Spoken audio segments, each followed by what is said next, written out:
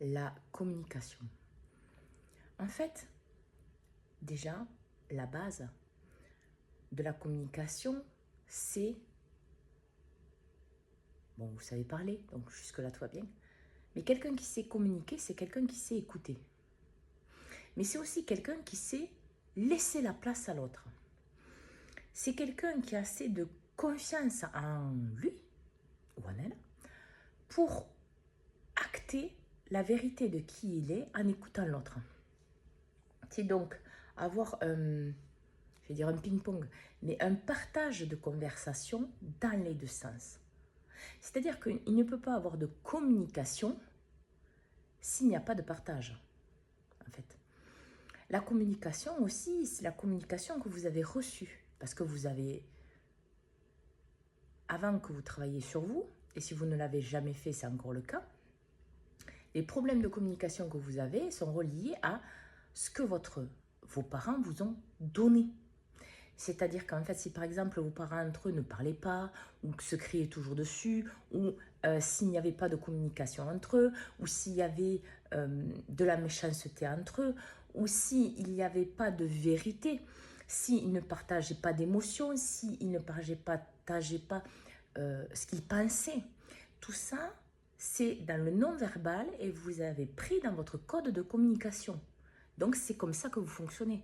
Si par exemple vos parents, votre père ou votre mère ont souffert dans la situation de couple par rapport à quelque chose ou dans une situation familiale, et que par exemple, pour ne pas souffrir, ils n'en parlent pas, ils le gardent dans leur tête émotionnellement, ils le nourrissent à l'intérieur d'eux, ça fait grandir une tristesse, une souffrance, une colère, etc.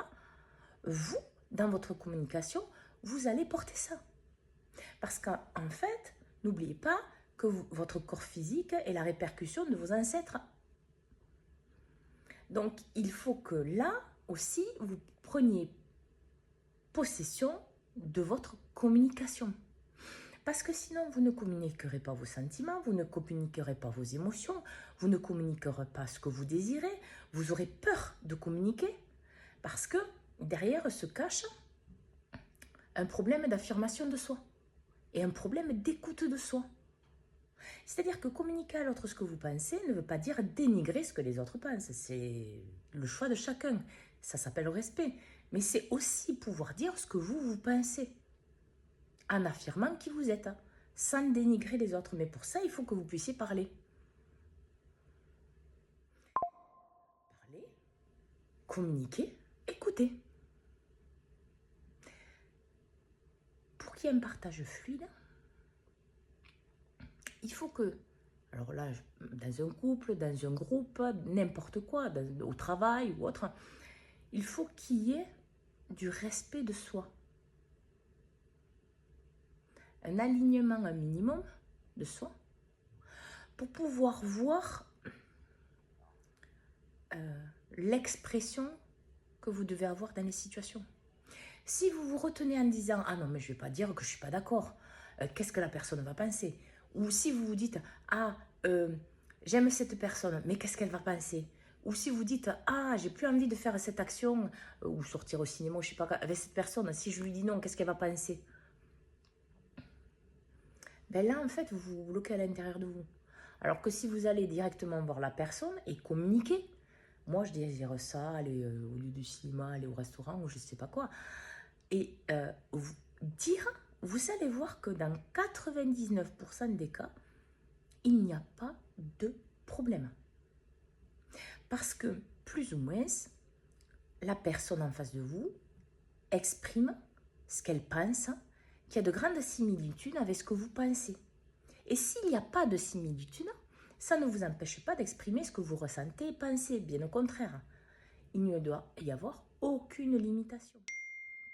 Parce que si vous avez du respect pour vous-même, forcément dans la communication, vous allez donner du respect à l'autre. Il est sûr. Et si en face de vous, on ne vous respecte pas, on ne voit pas votre valeur, par exemple, restez aligné avec ce que vous êtes. Montrez-vous à vous-même ce que vous êtes.